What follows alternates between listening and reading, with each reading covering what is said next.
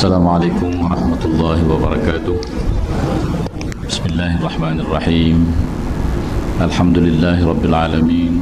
Wassalatu wassalamu ala ashrafil anbiya'i wal mursalin Sayyidina wa maulana Muhammadin wa ala alihi wa sahbihi ajma'in. Subhanaka la ilma lana illa ma 'allamtana innaka antal alimul hakim. Rabbi shrah li sadri wa yassir li amri nuqdatan min lisani yafqahu qawli. Yang mulia Fadil pengurusi kita, yang berbahagia orang besar jajahan Larut dan Matang,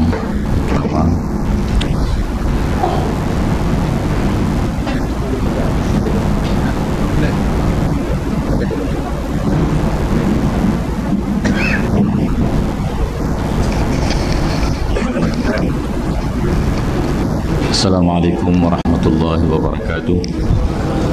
Bismillahirrahmanirrahim. Alhamdulillahi rabbil alamin. Wassalatu wassalamu ala ashrafil anbiya'i wal mursalin Sayyidina wa maulana Muhammadin wa ala alihi wa sahbihi ajma'in. Subhanaka la ilma lana illa ma 'allamtana innaka antal alimul hakim. Rabbi shrah li sadri wa yassir li amri Sani yafqahu qawli. Yang mulia Fadil pengurusi kita, yang berbahagia orang besar jajahan Larut dan Matang,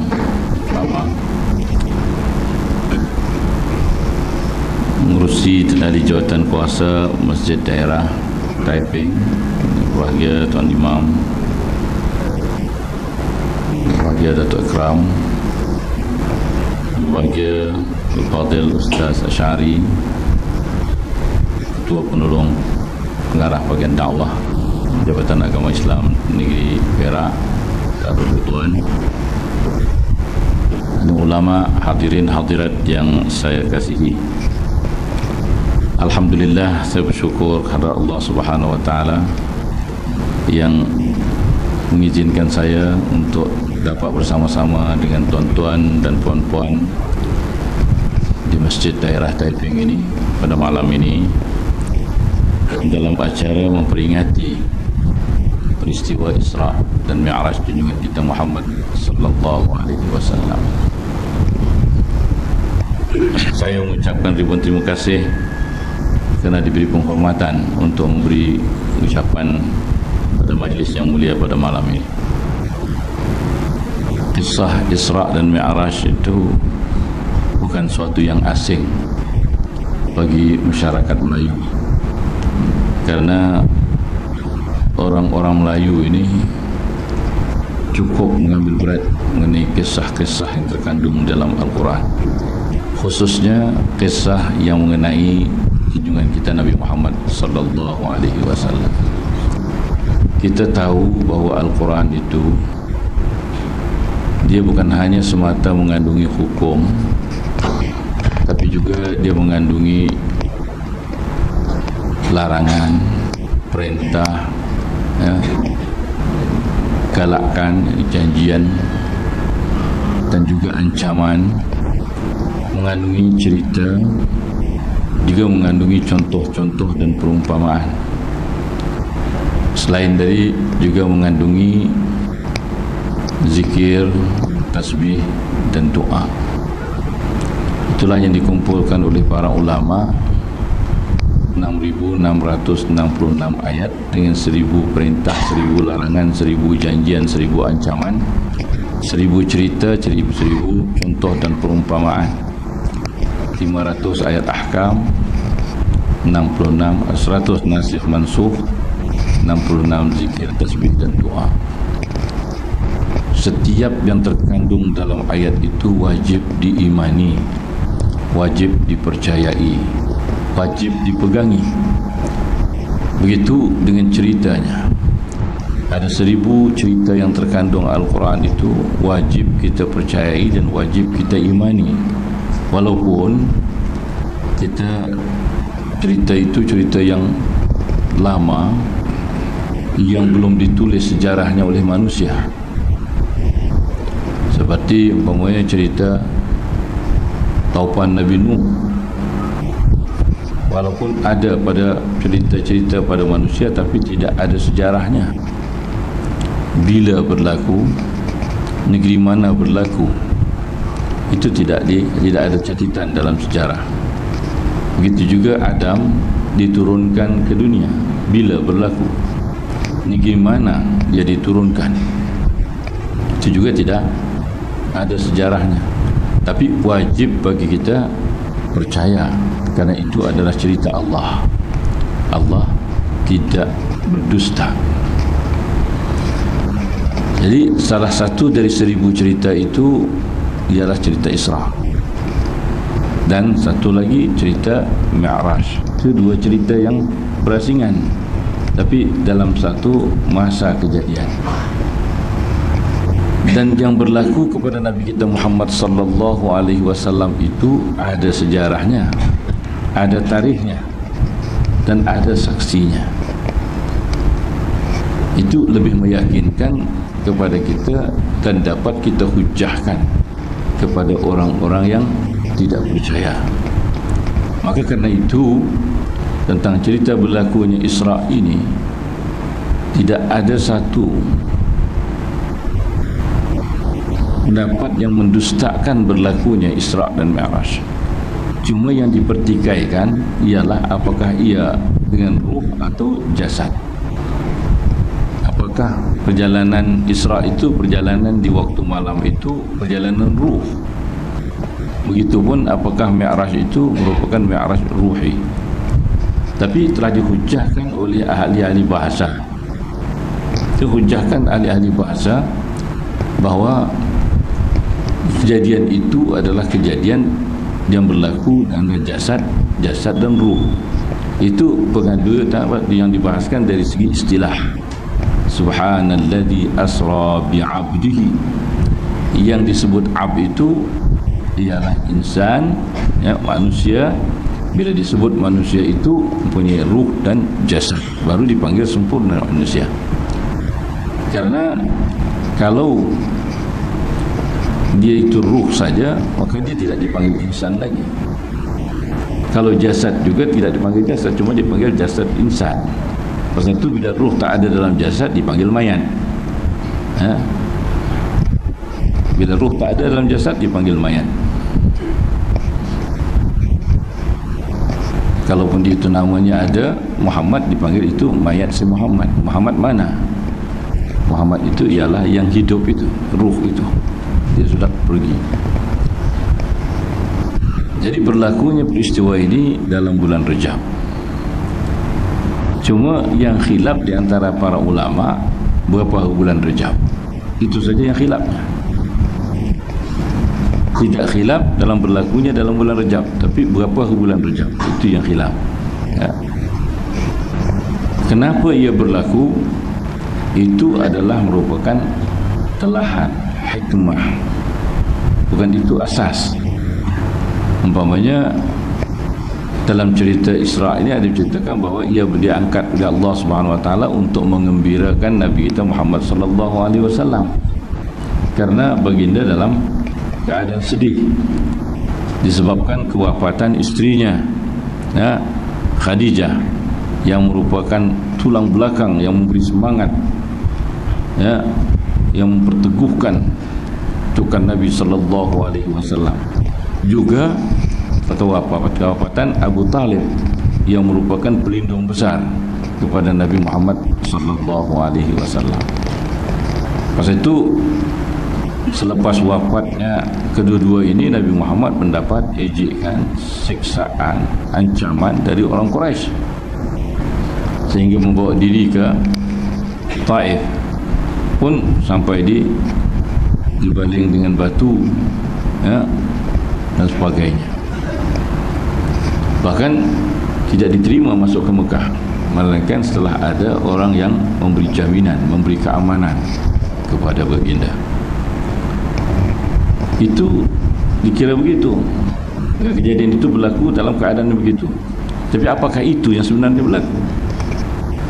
Kalau kita melihat menyurut balik dalam surah Al-Isra itu, ada lagi satu sebab. Ada lagi satu sebab, yaitu sebabnya ialah baginda telah dicabar oleh orang-orang Quraisy. Cabaran itu menyuruh baginda naik ke langit.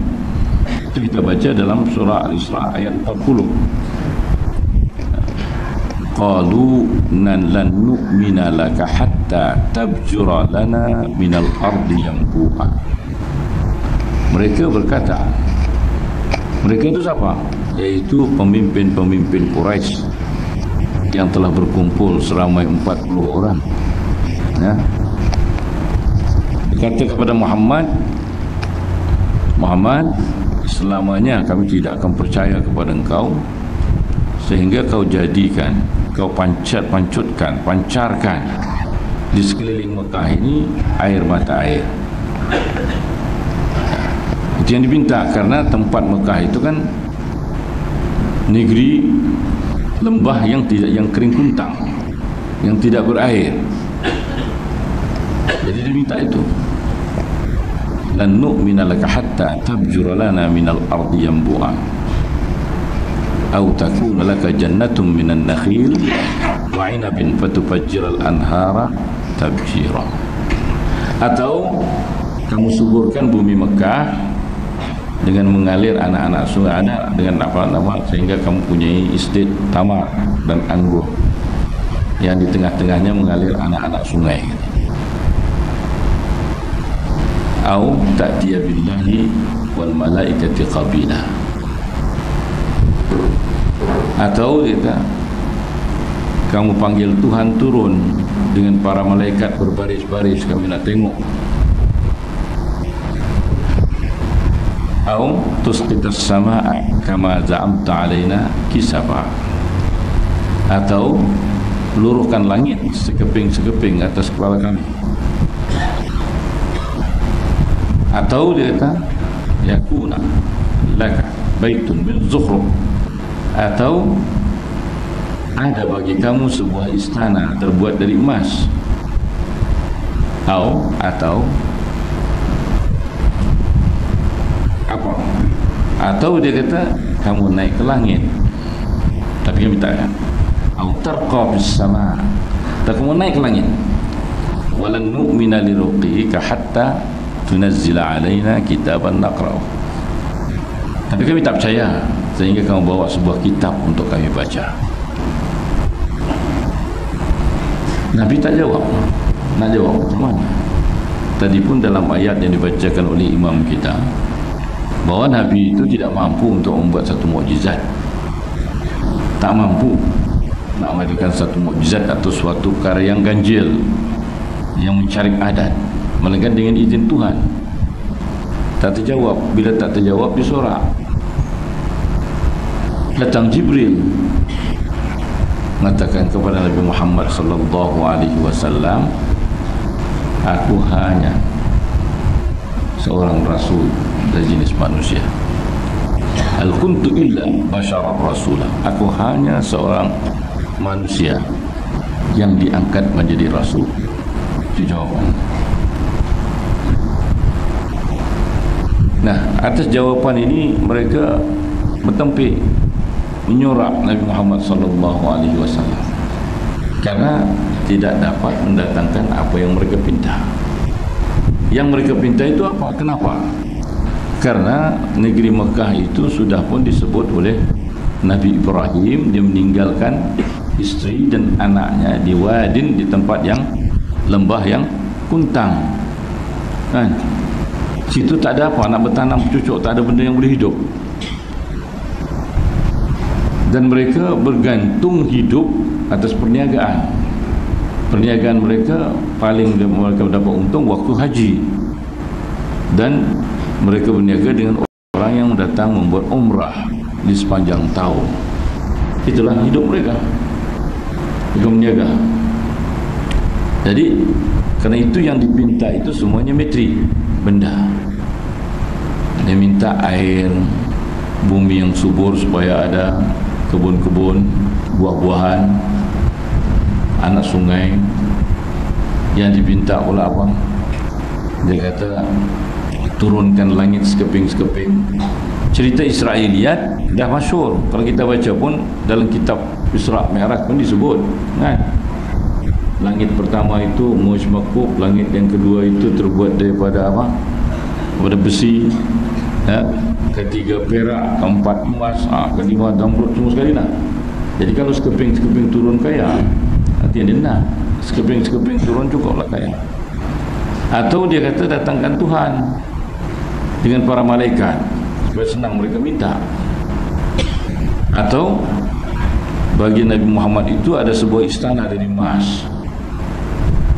Itu semuanya benda. Cuma yang akhir, kalau betul, naiklah ke langit. Nah, Tuhan katakan dalam Quran, kalau didatangkan itu pun, berapa ramai orang tak percaya. Dulu dekat Nabi Saleh, orang minta juga mukjizat. Ya, bila didatangkan mukjizat, dikatanya sihir besar. Dia minta kepada Nabi Musa, didatangkan mukjizat yang begitu hebat, pun orang mengatakan dia sahir. Dan itu kata Tuhan, kata Surah kata kepada Nabi Muhammad, mengatakan kepada mereka, mukjizat bukan kerja aku, itu kerja Tuhan. Tapi mereka bersorak. Malaikat Jibril datang, Muhammad, Tuhan kata, apakah mau dijawab? Kalau dijawab, mereka tak percaya seperti dengan Nabi Nuh atau Nabi Saleh atau Nabi-Nabi lainnya, mereka akan dihapuskan. Jadi Nabi minta jangan dijawab permintaan mereka, berilah peluang. Nah, setelah itu kemudiannya tak berapa tahun selepas itu, selepas permintaan itu berlaku hadisah atau kejadian Isra. Apa jadi? Bila sudah Nabi ceritakan malam tadi saya telah diisrakan ke Baitul Maqdis, bertempik, ada yang murtad, itu baru cerita ke Baitul Maqdis. Nabi tak ceritakan dia naik ke langit. Cuma Abu Bakar saja kata, kalau dia kata dia naik langit 7 pun aku percaya. Baru dia cerita sampai Baitul Maqdis, orang sudah tak percaya. Tak percaya. Kalau diceritakan terus sampai ke apa nama, naik ke Sidratul Muntaha, kali habis semua Muntaha. Jadi cerita ini cerita yang diceritakan oleh Allah Subhanahu wa taala. Ada hikmahnya. Ada hikmahnya. Karena dalam perjalanan yang dibawa oleh Rasulullah itu perjalanan yang dibawa oleh Allah, bukan kehendak Nabi Muhammad sallallahu alaihi wasallam. Kalau kehendak dia tak sampai ke Baitul Maqdis pun tak sampai, bukan ke Baitul Maqdis, ya, dia nak pergi Madinah pun tak sampai. Ke Madinah saja pun makan masa 14 hari atau 12 hari perjalanan, 12 hari 12 malam perjalanan baru sampai ke Madinah. Nah, ini sampai Baitul Maqdis yang jauhnya berapa belasan, puluhan ribu kilometer, puluhan ribu kilometer Baitul Maqdis daripada Makkahul Mukarramah. Tapi ini perjalanan yang dibuat oleh Allah Subhanahu wa taala, yang Nabi sifatkan, datangkan cerita Burak. Itu hanya memberikan simbolik perjalanan. Burak itu katanya sekali dia melangkah seujana mata memandang. maknanya cukup laju. Perjalanan yang dibawa oleh Nabi yang dibawa oleh Burak itu, perjalanan bawa Nabi Muhammad itu hanya sekelip mata, sekejap sangat. Perjalanan itu cepat sungguh, jalan dibawa Rasulullah. Jadi itu perjalanan yang dibawa oleh Tuhan. Saya bagi contoh mudah. Saya di pejabat balik pukul 5. Tiba-tiba datang kereta besar dari istana mengarahkan saya supaya bersiap untuk menghadap Sultan di Kuala Lumpur. Dah boleh dibawa balik pejabat ni, sembahyang asar pakai baju. Saya sampai Kuala Lumpur belum maghrib. Sampai baru sembahyang maghrib. Lepas maghrib baca Yasin, sembahyang Isya, makan. Belum pukul 10 last saya sampai balik ke Ipoh. Kalau saya cerita macam itu, orang tak percaya. Tapi yang bawa tu kereta raja, dia bawa 170, 180. Polis tak tahan, sejam lah sampailah saya kan. Cukup laju sungguh. Pukul 11 saya sampai. Bukan tekak sembahyang, saya makan. Ketika makan berdialog dengan ramai sekali dalam istana malam tu. Cuma dialognya sikit sangat. Dialognya orang bertanya, kalau minum arak itu kalau tak mabuk boleh tak? Itu soalan dia. Itu soalan dia. Dia jawab, minum apa? Minum arak. Saya kata minum arak tu haram. Dia bukan masalah mabuk. Kalau mabuk, minum air kicap pun kalau mabuk haram. Tapi kalau minum arak itu haram, walaupun setitik. Dialognya lagi tanya, Datuk kalau mabuk makan apa? Kalau batuk makan apa? Saya kata saya makan ubat batuk lah. Ubat batuk tu mengandungi alkohol lebih banyak daripada arak. Arak hanya mengandungi barangkali tak sampai 2% alkohol. Tapi ubat batuk mengandungi 4% alkohol. Jadi tentu lebih dahsyat minum ubat batuk daripada minum arak. Saya kata saya tak minum arak, saya minum ubat batuk. Saya tak minum ubat batuk. Kalau saya minum ubat batuk sampai saya mabuk, maka haram kerana saya mabuk. Itu alkohol. Alkohol lain. Alkohol lain, arak tu lain. Beza. Alkohol itu racun. Kalau setitik masuk ke kerungkung ni, terbakar kerungkung. Alkohol, methyl alkohol. Jadi haramnya kerana dia racun. Tapi bila dimasukkan ke dalam ubat semata-mata untuk menguatkan ubat itu, tak ada apa. Dan alkohol ni ada macam-macam. Ada yang dikeluarkan daripada najis lah dia. Ada yang diambil daripada tempat yang bukan najis, tak najis lah dia. Itu beza. Tapi arak ni, kalau arak namanya, dia mengandungi alkohol, itu saja sifatnya saja. Tapi dia itu arak, itu haram. Kalau dibuang alkohol, dikeluarkan alkohol, tetap juga dia arak, haram. Itu cerita pasal Raja ambil sekejap sampai mana. Itu dia ambil dengan motorkar. Kalau dia ambil dengan jet, setengah jam dah sampai. Orang tak heran lah. Kalau saya kata pagi tadi saya minum di Singapura, kan? Tiba-tiba tengah hari saya makan tengah hari di Ipoh, orang kata mustahil lah. Saya kata saya minum makan tengah hari tadi di Penang, petang saya ada di Ipoh, orang kata bohong lah. Pada waktu ni orang tak kata bohong. Tapi kalau waktu dulu 50 tahun dulu, orang tak percaya. Ini pembohong besar. Tapi sekarang orang tak heran, kan? Jadi pasal tu, masa itu orang tak heran. Pasal tu yang membuat kajian terhadap Isra' Mi'raj ni seorang Itali namanya Dante Alighieri. Dante Alighieri ni membuat kajian terhadap Isra' dan Mi'raj selama 14 tahun. Dia pergi ke negara Arab, dia belajar bahasa Arab, dia belajar Al-Quran, dia baca tafsir, dia baca hadis-hadis. Dante Alighieri mengkaji Dia tidak menafikan, tapi dia ejek. Dia menulis buku, namanya, buku itu dipanggil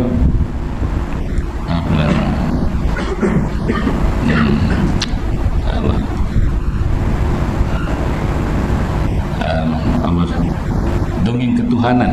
Buku itu nama Dongeng Ketuhanan dalam bahasa Melayu. Saya lupa dalam bahasa Inggerisnya. Kalau saya ingat saya sebut balik. Dongeng Ketuhanan. Buku itu mengandungi 3 bab. Bab pertama dipanggil Inferno, neraka. Bab yang ketiga Paradise. Bab yang di tengah-tengah tu masa saya tak baca apa. Cerita tu cerita lama lah kepala. Di antara neraka dan syurga. Itu dia cerita 3 bab. Semua cerita neraka tu dia cerita apa yang dilihat oleh Nabi SAW dalam hadisnya berkenaan dengan orang-orang dalam neraka. Ada yang dah apa nama rupa babi, ada yang rupa macam-macam dia ceritakan. Tentang syurga dia ceritakan keindahan syurga. Kemudian diceritakan tentang perjalanan. Itu perjalanan Nabi itu. Itu cerita. Dan diterjemahkan ke dalam 27 bahasa di Eropah. 27 bahasa. Kemudian datang pula seorang John Jules, seorang Perancis. Dia membuat kajian lebih mendalam berkenaan dengan cerita Isra dan Mi'raj. Tapi orang ni orang Kristian, orang Islam. Tujuan kajian itu ialah untuk mengejek Islam sebenarnya. Tapi dia kaji sungguh-sungguh.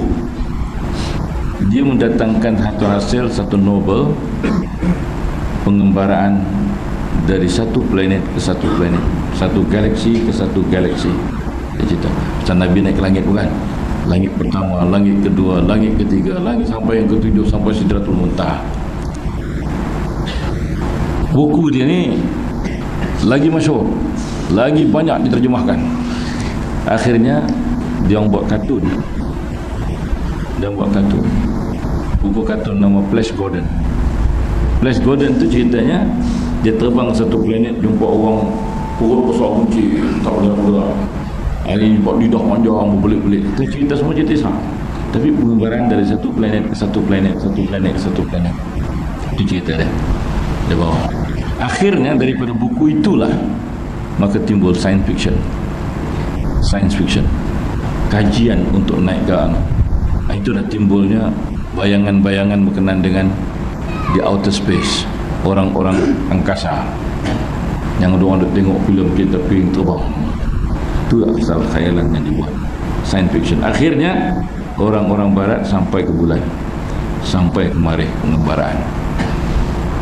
Dia ambil daripada Al-Quran, tapi dia tak percaya, tapi dia eksperimen sampai.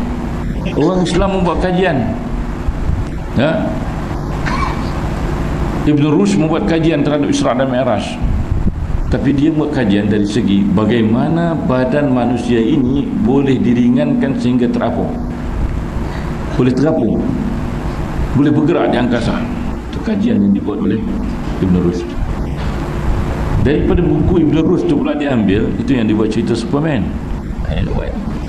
Ini semua cerita orang dapat untung, orang buat keuntungan daripada cerita Isra dan Mi'raj. Tapi apa kepada orang Islam?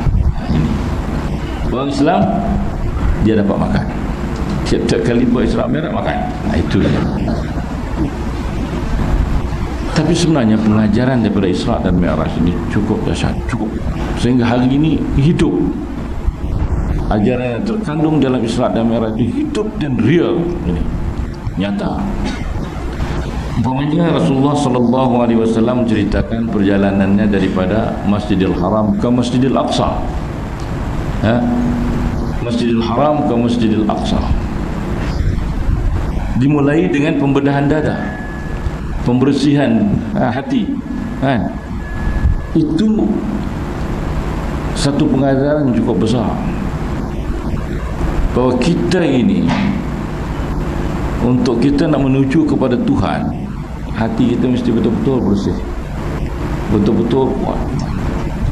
Keimanan kita mesti kuat, baru kita akan dapat berjumpa dengan Tuhan. Itu pembersihan dengan apa? Ya, hati dibersihkan, tapi simboliknya dibasuh dengan air Zam-Zam. Itu simbolik. Maknanya kita mesti bersihkan hati kita. Zikir itu yang diajar dalam Quran dengan zikir. Ala bidzikrillahi tatma'innul qulub. Bersihkan jiwa kita dengan zikir. Zikir kepada Allah Subhanahu wa taala. Banyak zikir, penuh zikir, kita akan sampai dekat dengan Allah.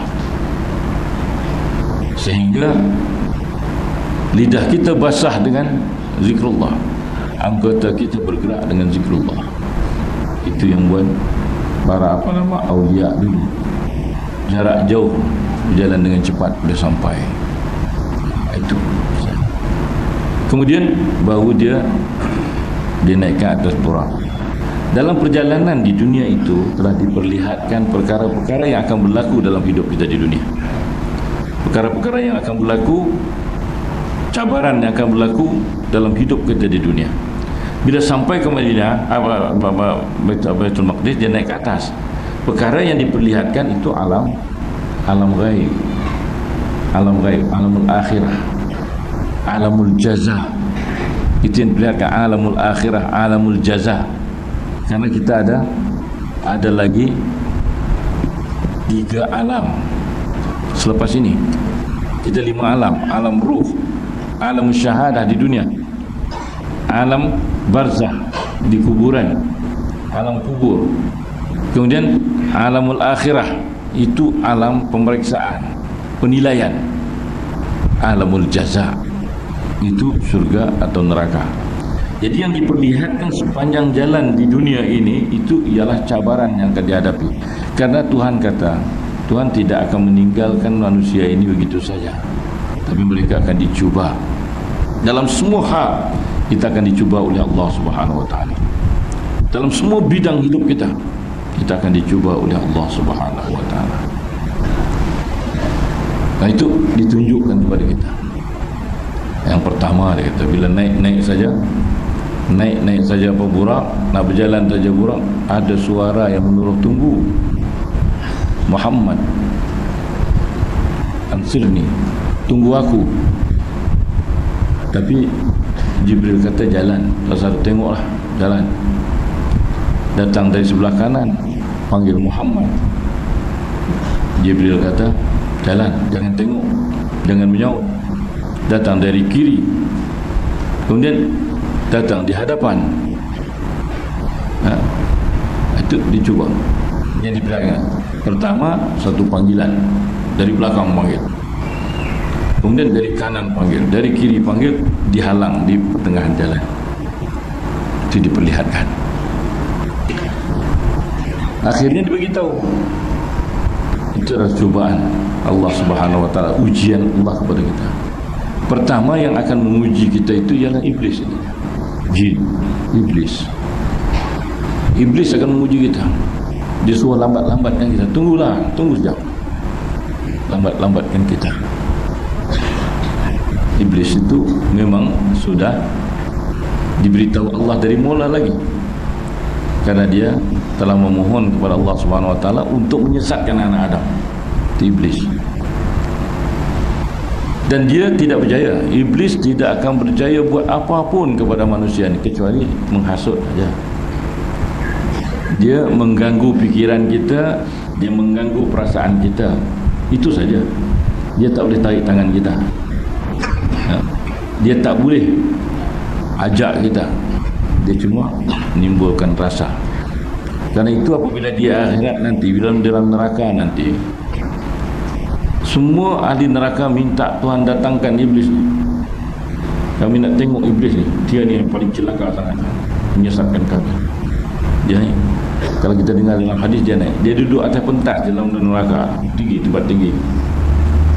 Dia kata, fala talumni, jangan kamu mencela aku, jangan kamu maki aku, maki diri kamu sendiri. Aku cuma ajar. Kan kamu bebas untuk memilih. Aku cuma ajak. Aku tak pernah tarik tangan kamu. Aku tak pernah tolak badan kamu. Tapi aku ajak. Kamu ada akal, Kamu terima. Walumu anfusakum. Caci diri kamu sendiri. Iblis. Dia mengaku. Dan kita pun tahu Iblis tak pernah buat. Cuma dia mendorong kita, tarik tangan kita dah. Tapi dia ada kaki tangan. Kaki tangan dia tu, dia tubuh tu, kalau kita dia tubuhkan partai, ahli-ahli partai dia tu adalah jin dan manusia. Yang kacau. Itu ahli partai. Dekat jin tak apa lagi, pun tak boleh kacau kita. Jin tak ada kacau, cuma dia boleh tipu-tipu gitu lah. Dia boleh tipu-tipu kita. Dia tipu ke mana? Kejap lagi dia kata perasa kemenyan sikit, kamu pemuala lupa, dia pun masuk. Dia syekh besar, dia waliullah yang dah mati. Waliullah masuk kepada orang yang tak pernah sembahyang. Mana bohong, pembohong besar. Orang pun percaya sungguh. Itu dia masuk ke tu. Tu jin. Tapi yang jahat lagi dia manusia ni, jin manusia, syaitan manusia. Itu lagi jahat. Dia mari, dia ajak kita, dia pujuk kita, bahkan dia dengan kata-kata manis mempengaruhi kita. Yuhi ba'dukum ila ba'd zukhrufal qawli ghurura. Yang itu yang jahat. Kalau syaitan, yang paling jahat ialah syaitan manusia. Dekat jin tu tak kacau lagi. Dia tunjuk rupa huduh, orang lari. Lagi orang tak dekat. Dia tunjuk huduh. Kalau jumpa tu raya orang lari, jumpa nasihat orang lari. Cuma dia masuk ke dalam ruh tu, dia mengaku dia tu Datuk Keramat. Itu yang kacau. Orang lain bukan percaya. Dia bohong. Pasal itu Tok Bomo tu bila sedap pun dia tahu apa yang kau tu kata. Dia tanya tadi Tok tu kata begini, ini yang ini. Macam mana dia tahu kalau dia pengsan? Ada seorang Tok Bomo menurun nombor ekor. Dalam menurun dia kata kali ini lipas. Kan dalam kamus nombor ekor ni lipas dan nombor sekian-sekian. Tikus nombor sekian-sekian lah. Dan lepas tengah-tengah minum bersama, tiba-tiba datang lipas. Lipas ni yang tadi. Dia kata macam mana kamu tak sedar boleh nampak pula lipas ni? Itu yang orang bohong. Itu syaitan insi wal jin. Kemudian yang datang dari sebelah kanan itu Yahudi ini musuh pertama Islam. Musuh pertama. Walaupun musyrikin itu yang pertama di Makkah. Tapi Yahudi ini, musyrikin, dia menentang Islam karena tidak bersetuju nak menghapuskan dia punya tokong ya. Tak percaya kepada pegangan orang tua-tua dia. Itu ya. Yahudi bukan pasal tu. Yahudi dia tahu ini yang benar, tapi karena dia merasa dia ada satu bangsa yang sombong, dia tak mau iktiraf. Kita lihat, yang menunggu kedatangan Nabi Muhammad bukan orang Arab. Kedatangan Nabi akhir zaman yang menunggu bukan orang Arab, tapi yang menunggunya ialah orang Yahudi dan orang Nasara. Itu yang menunggu. Orang ni bercerita mengenai kedatangan Nabi akhir zaman ini bukan baru. Bahkan berpuluh tahun sebelum lahir Nabi Muhammad dia orang bercerita dah. Sekarang sudah hampir masa turunnya seorang Nabi yang akan memimpin umat manusia ke jalan yang benar. Ketika itu kami akan mengikut dia dan kami akan menakluki manusia seluruhnya. Itu dia punya cadangan. Dia study sungguh mengenai sifat-sifat Nabi Muhammad. Semua dikaji. Pasal tu apabila Nabi Muhammad SAW berpindah ke Madinah, yang mengenal dia betul-betul Nabi dari segi jasadnya ialah Yahudi. Bapa kepada Zainab itu anak Yahudi yang jadi isteri Rasulullah. Ditawan dalam peperangan Khaybar itu, ditawan dan dijadikan isteri Rasulullah. Dia masuk Islam, jadi Ummul Mukminin. Zainab menceritakan pada hari kedatangan Nabi Muhammad, bapa dia dengan bapa saudara dia, ketua Yahudi, pergi sama menyambut. Tapi bukan hanya nak tengok siapa si pembohong ni. Sekali balik dia mesyuarat, Zainab ada dengar Bapa dia kata kepada bapa saudaranya, memang tepat dia adalah rasul yang dijanjikan. Jadi bapa saudara dia tanya, kita nak buat apa? Kita dustakan. Pasal yang ditunggunya Yahudi. Karena kebanyakan nabi-nabi yang turun dulu adalah dari keturunan Bani Israel. Itu nabi-nabi di sebelah Timur Tengah tu. Nabi sebelah sini kita tak tahu lah keturunan mana.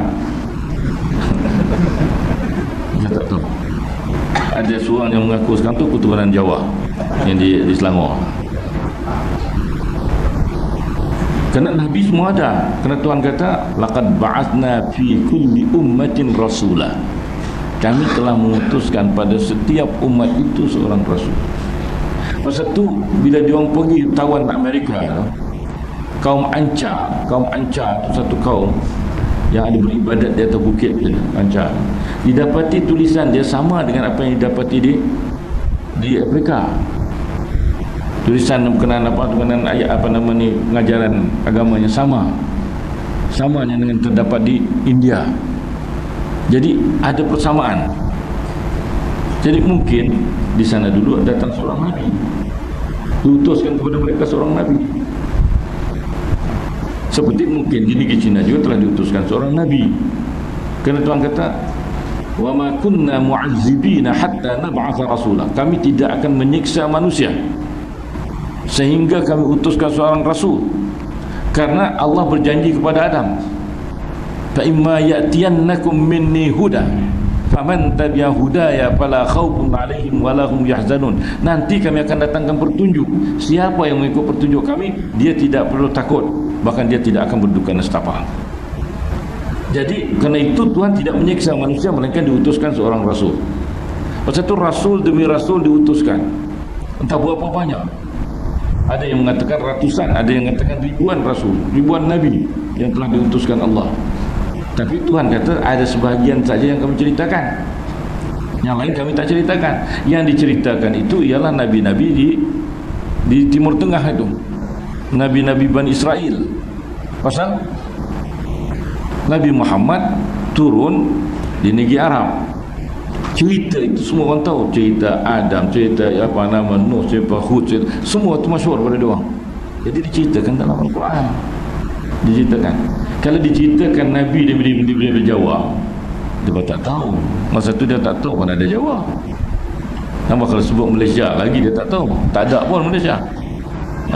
Nama pun payah. Situ sedap sebut Ibrahim, Nuh, Hud, Saleh kan, sedap. Kalau sini nama apa? Bunga, Cik Buyung, Sultan Bayan. Susah lah. Dulu nama memang gitu. Nama orang Melayu pun dulu gitu juga. Botol nama dia. Cik Tempayan kan. Orang putih sampai sekarang. Orang putih lah. John Comer aja. Ada lagi John Invited Commerce. Armstrong, tangan kuat. Yang kita megah dengan dia punya nama. Megah apa? Dia pun masih lagi nama bodohnya tu.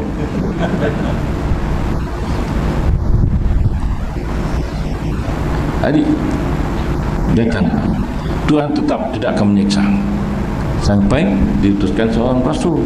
Nah, Muhammad itu akhir rasul kepada seluruh manusia. Pasalnya sudah ada hubungan sama manusia yang rata-rata. Dah ada hubungan. Dalam 10 soalan dia berhubungan. Pasal itu juga bila Rasul diangkat menjadi Rasul di Mekah, di situ sudah diwakili dia. Orang Afrika diwakili Afrika, orang Asia diwakili oleh Asia. Ya, semua dah ada. Situ tempat pertemuan budaya. Pasal wakil Asia ada, wakil Afrika ada, wakil Eropah ada, semua ada. Semua dah ada. Cepat. Pasal itu berita Nabi Muhammad dilahirkan pun, diangkat pun sampai ke Rom dah tahu. Rom sudah tahu, Parsi sudah tahu, ya. Sampai kata-kata. Jadi senang dia punya hubungan. Tapi kalau zaman Nabi Musa payahlah dia tak tahu lagi. Pasal itu masing-masing mereka itu diutuskan kepada kaum mereka. Tapi Nabi Muhammad kafatan linnas. Nah, orang Yahudi ni yang pertama sekali memusuhi karena dengki. Dia dengki ya. Dengki ni yang paling dahsyat. Sifat dengki dalam hati manusia ni yang paling dahsyat. yang membunuh manusia, yang menghancurkan manusia, yang semuanya adalah sifat dengki. Itu dengki itu. Sehingga mereka terusir daripada, tapi dia tak diam. Dia hasut. Dia hasut, dia tak menang. Dia tahu dia tidak akan menang berperang dengan orang Islam. Dia hasut orang Kristian. Dia hasut orang Kristian. Kalau kita lihat, padri Kristian itu yang melindungi Nabi Muhammad, Bahira. Dia kenal lah. Dia pun kenal Muhammad. Umur 12 tahun. Ini akan menjadi Rasul. Dan Waraqah bin Naufal itu seorang, sejak apa nama, orang kuat Kristian. Ya? Waraqah bin Naufal bapa saudara kepada Siti Khadijah, itu seorang Nasrani yang hafal Injil, bahkan menterjemahkan Injil ke dalam bahasa Arab. Itu Waraqah.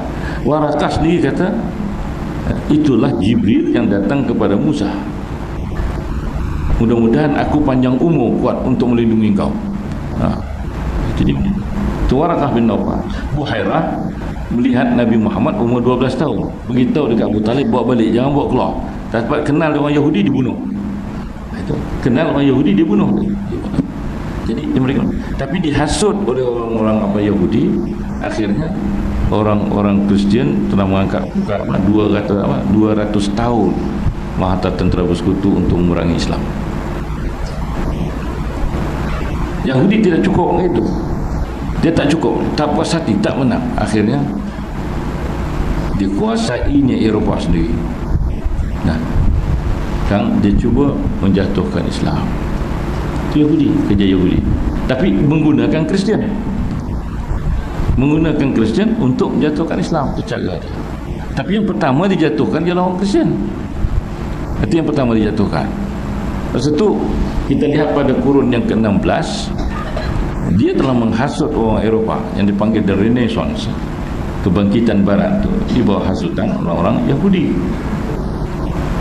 yang mengungkapkan pandangan liberal yang saya dah cerita itu di masjid. Jadi pandangan liberal itu yang mengatakan bahawa kitab suci itu diturunkan Allah kepada manusia, maka tafsirannya terpulang kepada manusia. Tafsirannya terpulang kepada manusia. Allah dah tak ada kena-mengena. Bukan liberal. Jadi di situ maka timbullah puak-puak menafsirkan Bible sendiri.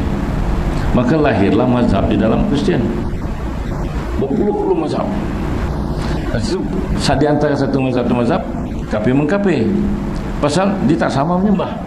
Ada mazhab yang menyembah Isa, ada mazhab yang menyembah Ruhul Kudus, ada mazhab yang menyembah Maryam. Pasal itu kita lihat, kalau kita lihat di gereja Katolik, itu menyembah Maryam. Bila pun gambar perempuan dukung anak kecil, yang disembah itu ialah Maryam. Tapi ada gereja yang menyembah Isa, itu dia buat patung salib, yang kena salib. Isa tergantung di atas salib. Itu dipelopori dalam Seven Days Adventist atau Protestan, ataupun juga dipanggil Presbyterian Church. Jadi berpecah, berpuluh-puluh mazhab, masing-masing kafir mengkafir. Kafir antara satu dengan lain. Masing-masing punya terjemah. Kita Al-Quran sekarang ini, idea itu dimasukkan kepada orang Islam. Idea liberal itu dimasukkan orang Islam. Quran mesti ditafsir semula. Dengan alasan apa? Tuhan telah menurunkan Al-Quran ini kepada manusia, maka manusia mesti membuat tafsiran terhadap Al-Quran. Nah, lepas itu diajarkan bahawa Nabi Muhammad Nabiul Ummi, Nabi buta huruf. Kalau Nabi buta huruf, macam mana boleh menafsirkan Quran? Quran kalamullah. Maka itu kita kena tafsir semula. Ini itu penafsiran semula. Ini yang dipelopori sekarang oleh Islam liberal. Yang ketuanya di Indonesia itu Gus Dur. Dia kata apa? Quran itu adalah kitab suci paling lucah, lebih porno. Dan ini berkembang di Malaysia. berkembang di Malaysia. Nak ubah pandangan Al-Quran. Al-Quran sudah tidak relevan. Hukum-hukum Tuhan itu tidak relevan. Itu tandanya. Kemudian dia juga mendatangkan satu lagi yang dibuat oleh John Hick. John Hick ini juga adalah seorang sejarah Inggeris tapi keturunan Yahudi juga. Dia kata apa? Semua agama boleh diterima kerana semuanya sama, cuma jalan berlainan. Itu dipanggil plural. Plural juga berkembang di Malaysia. Islam plural, semua agama sama. Yang itu yang saya larang. Saya kata, Tuhan kata inna dina indallahi Islam wa may yabtaghi ghairal Islam dinan fala yuqbal minhu wa bil akhirati minal khasirin. Tuhan kata Islam itu agama yang diridai oleh Allah, satu-satunya agama. Siapa yang mencari lain daripada Islam, Tuhan tak terima. Itu sudah Tuhan katakan. Jadi kita di Malaysia ini perlembagaan mempertahankan Islam karena negeri ini negeri Melayu. Yang menuntut merdeka itu orang Melayu, dipelopori oleh para ulamanya. Maka itu bila nak merdeka disyaratkan mesti ada perkongsian kuasa. Permintaan yang dibuat oleh oleh orang-orang Melayu itu disetujui oleh Cina dan Hindu, ya, dipanggil alliance masa itu. Disetujui supaya diletakkan dalam perlembagaan Islam adalah agama negara.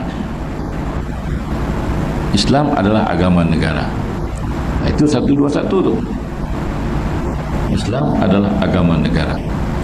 Cuma dalam bahagian 4 dalam perlembagaan, tiap-tiap orang boleh mengamalkan agamanya dengan bebas. Agamanya, tiap-tiap orang mesti boleh mengamalkan agamanya atau memilih agamanya dengan bebas. Jadi di situ maksudnya tiap-tiap agama boleh mengamalkan agama dengan bebas.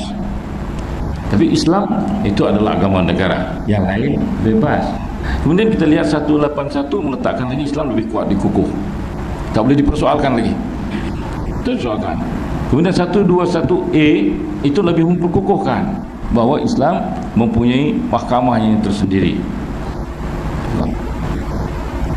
Banyak lagi section, sehingga kerajaan boleh membelanjakan wang seberapa banyak pun untuk membantu Islam. Banyak mana tak apa. Pasal itu kita boleh buat masjid, dia bagi 1 juta, masjid sana dia bagi 1,600,000. Tak ada, itu tak masuk bajet. Dia tak ada bajet dalam parlimen.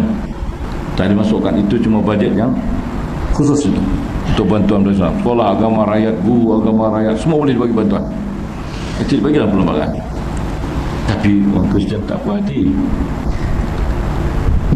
Ini yang liberal pun tak puas hati, yang plural ni pun tak puas hati. Masuk Islam.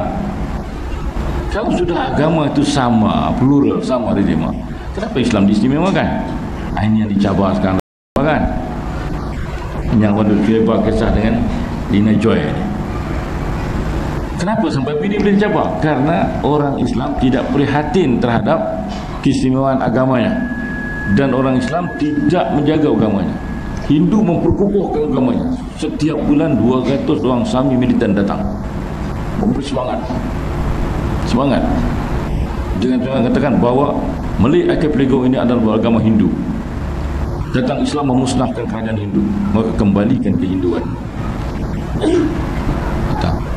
Dan Kristian bilion duit disediakan, dia hantar untuk mengkristiankan orang-orang Melayu Indonesia. Sekarang sudah ada 450,000 pendakwah Kristian yang mempunyai kelayakan cukup, yang telah ditabur di Indonesia, Filipina, Thailand, di Malaysia, tapi dituju kepada orang Islam. Dituju kepada orang Islam. Orang marah bila saya sebut. Saya punya bukti. Ada seorang yang berkelulusan tinggi UIA, kemudian ke Azhar, tapi dia tak habis Azhar, dia balik dan dia telah menjadi Kristian. Dia telah dilatih sebagai seorang pendakwah Kristian.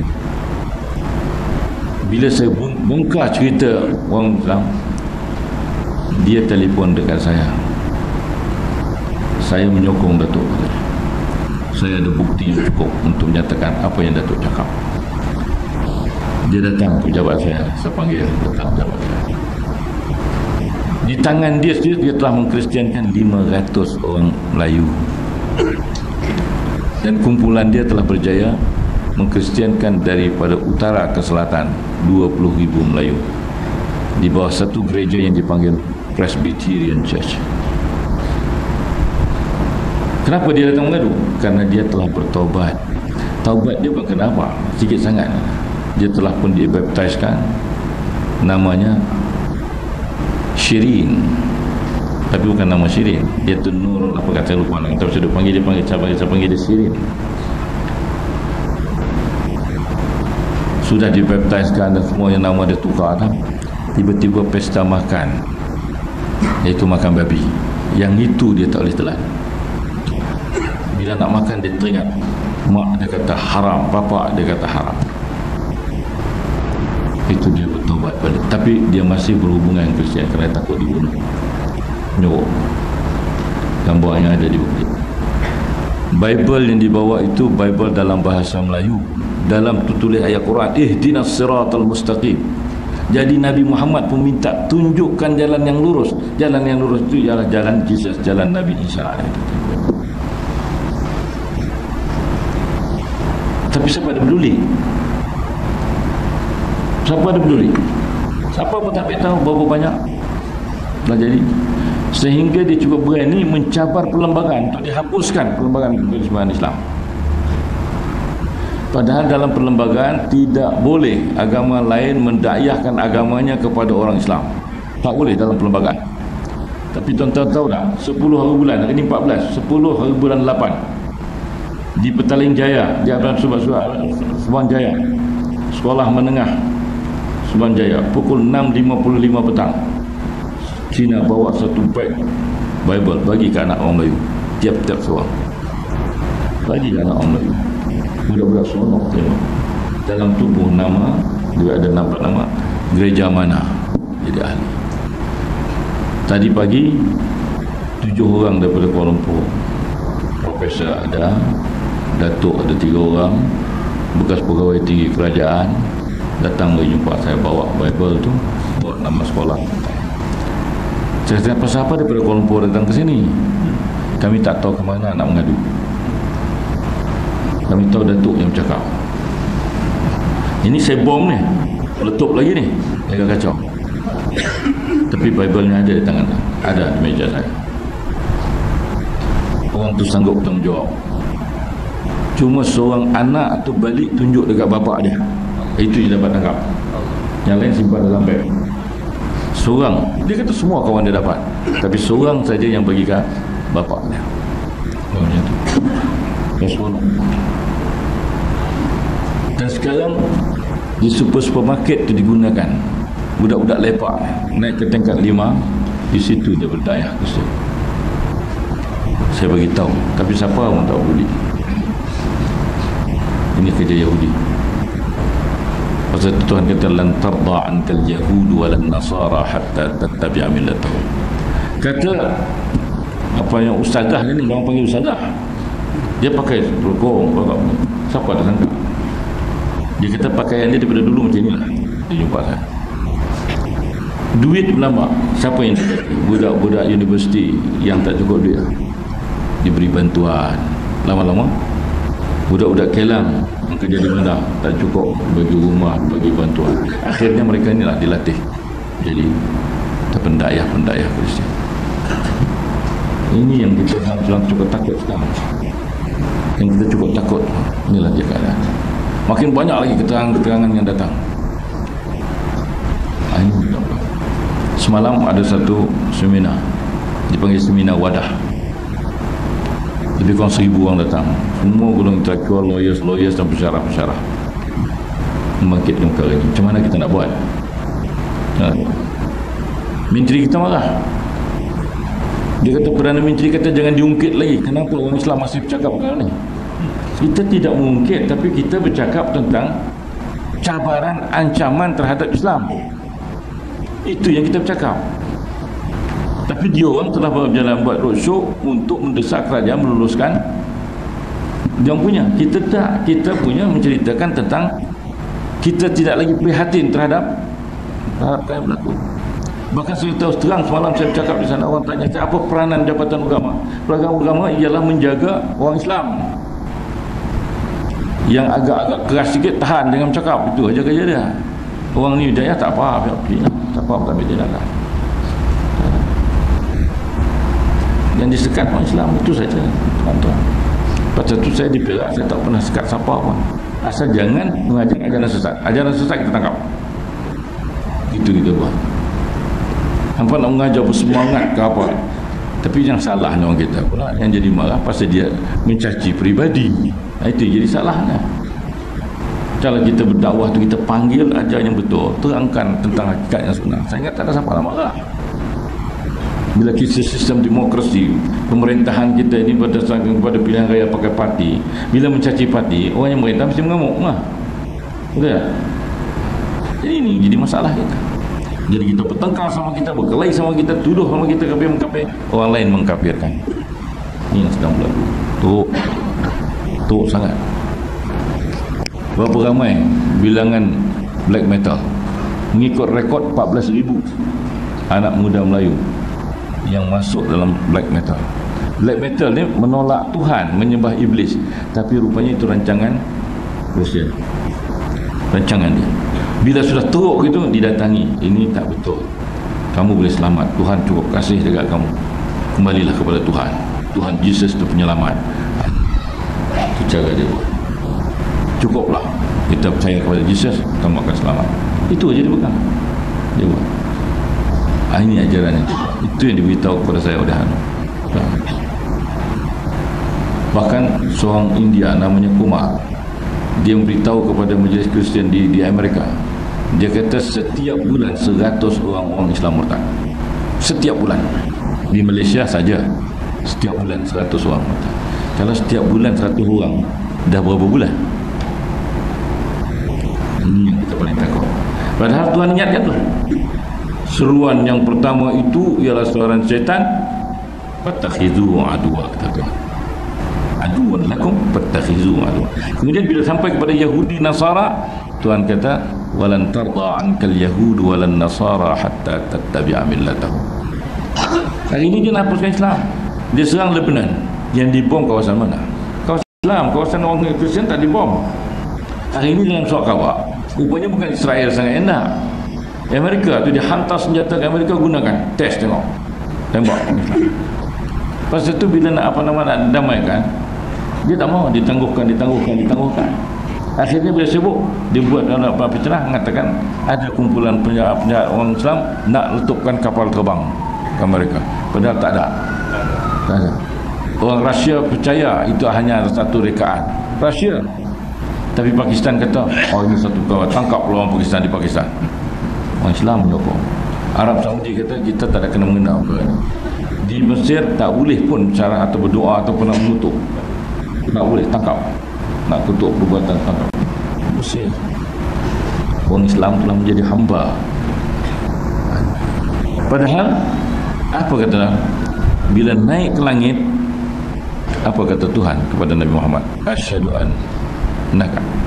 anna Muhammad Rasulullah wa asyhadu Muhammad Rasuli. Kenapa? Aku bersaksi bahawa Muhammad itu adalah utusan aku. Kemudian dialog antara Tuhan dengan Nabi Muhammad di atas, dialog panjang dialog. Nabi memuji Tuhan, Tuhan memberi kurnia kepada Nabi Muhammad. Sehingga Tuhan kata apa? Ittakhaztuka habibi, aku angkat engkau sebagai kekasih aku. Siapa yang memusuhi engkau akan kumusuhi, kata Tuhan. Sebab Tuhan dah bagi, dia bagi macam-macam pada Nabi Muhammad. Tapi Nabi Muhammad dia telah bertawaduk, minta, dia tak minta, diangkat lagi. Habisnya Nabi Muhammad kata apa? Hada li wa ma li ummati, ini bagi aku, bagi umat aku. Apa bagi umat aku? Kata Tuhan, ja'altuhum khaira ummatin ukhrijat linnas.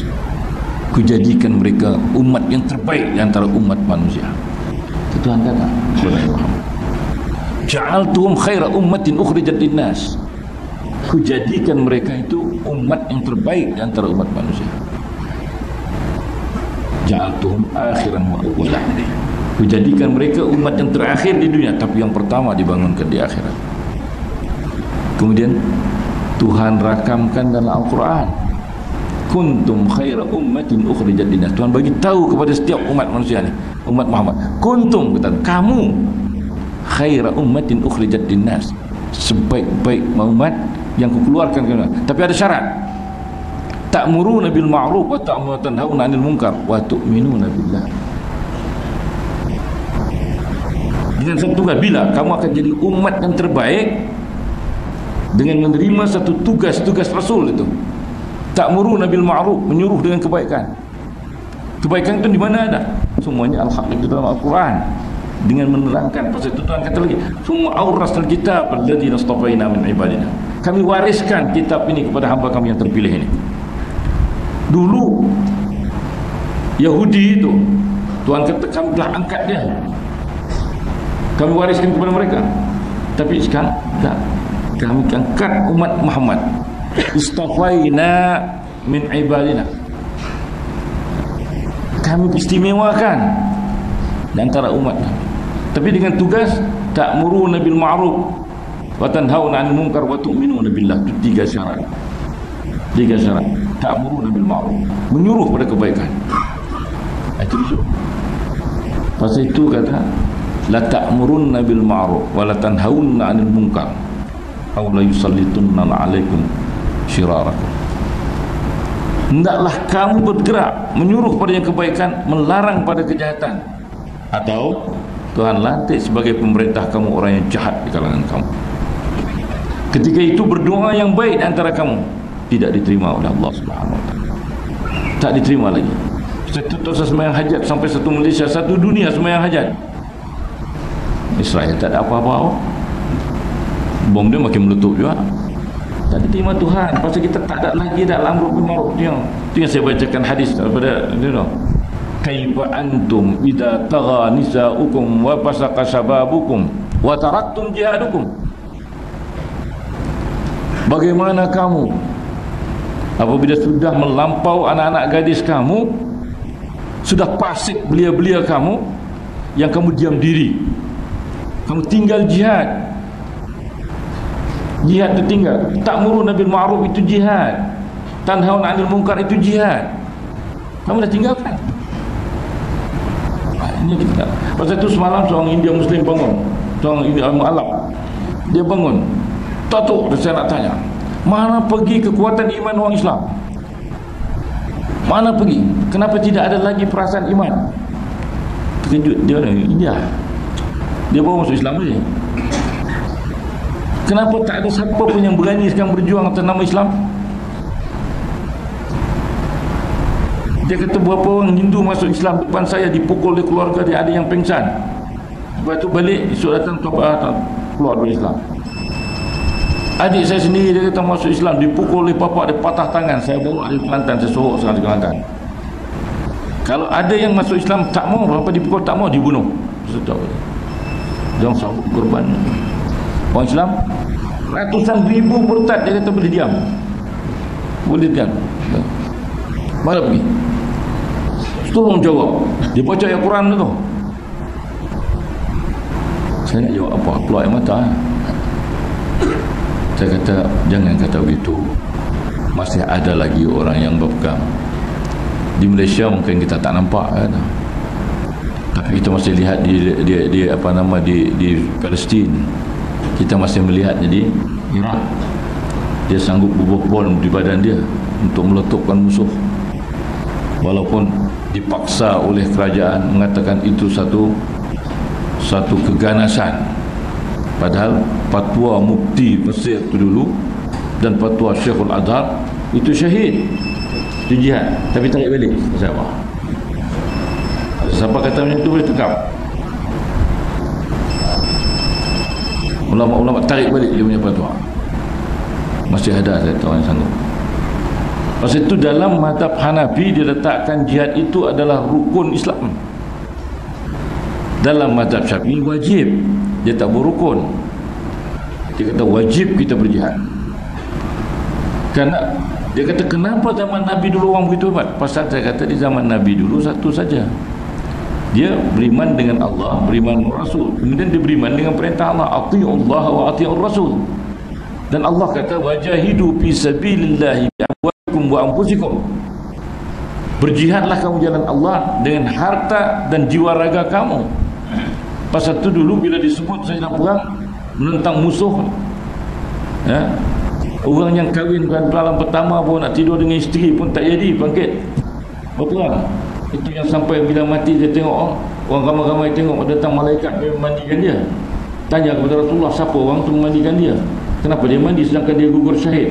Rasulullah beritahu malam tadi dia baru kahwin, dia dapat dia bersatu dengan isteri dia tapi tak sempat habis dia datang berjihad tak sempat mandi dan dia gugur. Pasal tu dimandikan oleh malaikat. Orang yang mati syahid tak payah mandi. Macam itu. Di mana sifat tu ada sekarang? Tak ada. Lina Joy Azlina binti Jalani masuk Kristian, kahwin dengan Hindu Kristian, bapa mak terima.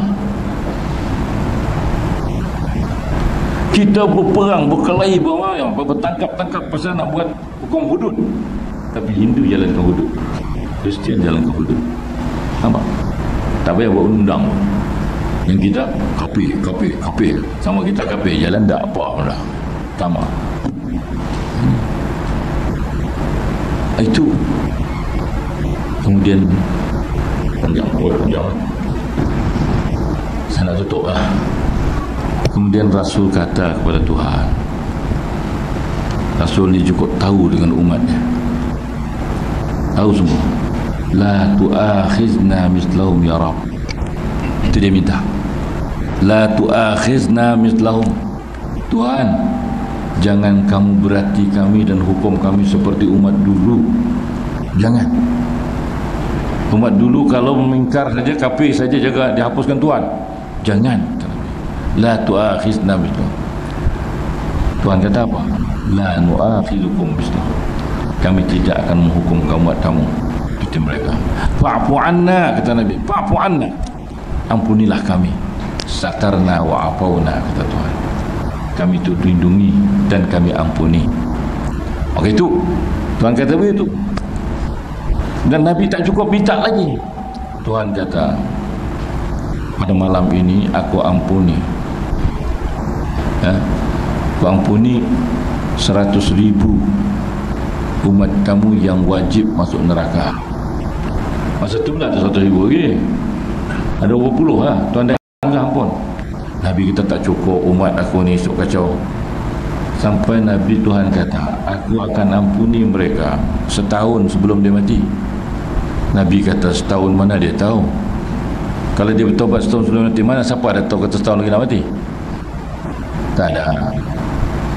Saya kata saya lagi panjang umur 67. Orang tanya bila nak mati, sekurang-kurangnya saya lagi 5 tahun ni. Itu siapa? Sultan suruh sambung lagi 5 tahun kerja. Tak ada angan-angan lagi nak mati kan? Power. Banyak orang tanya, Datuk tak pencen lagi kan? Mana pencen lagi? Berapa umur? 68, pasal 67, pasal apa tak pencen? Pasal dia sambung kerja? Siapa kan? Nabi kata dia tak tahu. Inna sanata tawilah, tahun tu panjang. Tuhan kata aku ampuni mereka kalau mereka bertaubat sebulan sebelum mati. Nabi kata sidna ya Rab. Tak boleh, siapa pun tak tahu. Baiklah aku ampuni seminggu sebelum dia mati kalau dia bertaubat. Kalau kurang seminggu aku tak mampu. Tambah sidna ya Rab, tambah. Tuhan kata aku ampuni dia kalau sehari sebelum dia mati. Nabi kata dia tak tahu sehari dia mati. Apalah kata Tuhan, aku ampuni dia sejam sebelum dia mati lah. Sa'atan qabla mautih. Dia kata sejam pun siapa tahu. Dia dah tengah gelak lagi, dah terbuk dia tu. Tuhan kata aku akan ampuni dia sehingga darah. Nabi kata tolong tambung lagi lah. Nak sambung apa? Dah mati. Dah mati aku tak sambung lagi Tuhan.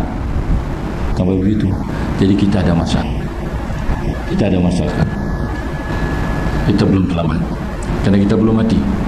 Kita bertaubat. Kita bertaubat atas kelalaian kita. Dan mari kita betulkan. Kita betulkan diri kita. Balik kita kepada Allah SWT. Teguhkan balik iman kita. Mohon ampun atas keterlanjuran kita. Dan kita berjanji kita baiki diri kita. Kita baiki diri kita. Dan kita angkat diri kita dengan al-amru bil ma'ruf, menyuruh pada kebaikan. Siapa? Ibda' binafsik, diri kita, keluarga kita. Itu kita. Tak usah kita suruh orang jauh. Jangan kita menuding jari ke orang jauh. Ini yang dekat. Diri kita. Betul Nabi kata ibda' binafsik summa ta'un. Kemudian anak isteri kita. InsyaAllah generasi yang akan datang kuat. Saya semalam orang menangis juga. Saya beri contoh. Saya kata persoalan, kalau kita tidak bergerak, kita harap kerajaan, tak. Kalau kerajaan buat Islam pun main sebat pun tak jadi. Tak jadi. Hukum bunuh pun makin dadah juga. Kan? Ada yang takut makin dadah. Hukum gantung tak ada apa. Sebat. Saya pergi tengok penjara baru buka. Dia tunjuk gambar orang kena sebat. Tengok takut. Sekali sebat keluar minda merah punggung. Tapi sampai 7 sebat. Lepas tu dia masuk balik. Kena sebat lagi tak apa. Bukan undang-undang tak boleh. Iman. Dia tak benar. Saya kata, saya cerita diri saya. Bukan saya kuat. Tapi saya jadi begini ni. Bukanlah kuat. Saya bukan kuat. Saya ingat. Saya sekolah Inggeris dulu. Yang paling rapat dengan saya ialah Reverend Fred David. Reverend ni padri. Paling rapat dengan saya. Hari-hari dia berbuat belakang saya. So menyanyi sama-sama. Cekat itu. Tapi balik satu hari bola lambat, bapak tangkap nampak lamban ayam. Dia kata ayam pun reti balik. Dia tahu dah siang dengan malam. Yang kamu manusia tak kenal apa. Campak lah tu. Sejak itulah saya duk ingat ni. Kerana perbuatan bapak buat gitu, hari-hari balik lebih awal. Pakai baju mandi cepat, ikut aku pergi masjid. Ikut balik. Masa tu tuition tak ada, sendiri ya belajar. Tak ada tuition. Hari-hari. Takut subuh lambat sikit mak sepak. Sepak ni bukan dia kejut mat macam mat nama saya ni mat. Mat dah maaf dia sepak saya lagi. Fight gitu. Tengok motak dia mana. Tu aja dia ajar. Hari-hari dia ajak macam tu. Tapi alhamdulillah. Yang tadinya bukan main reverend pula. Kita mau cakap orang putih kampung tak ramai pun 2 orang nak pinggir orang putih. Comment action lagi. Tapi Tuhan dia dengan didikkan bapa dia bertukar daripada seorang putih jadi mufti. Cuma malam ni kita mulai bentuk diri kita, keluarga kita. Itu betul. Muslimin wa muslimat wa ya fuzul mustaghfirin wa ya najat at-taibin billahi taufiq. Wassalamualaikum warahmatullahi wabarakatuh.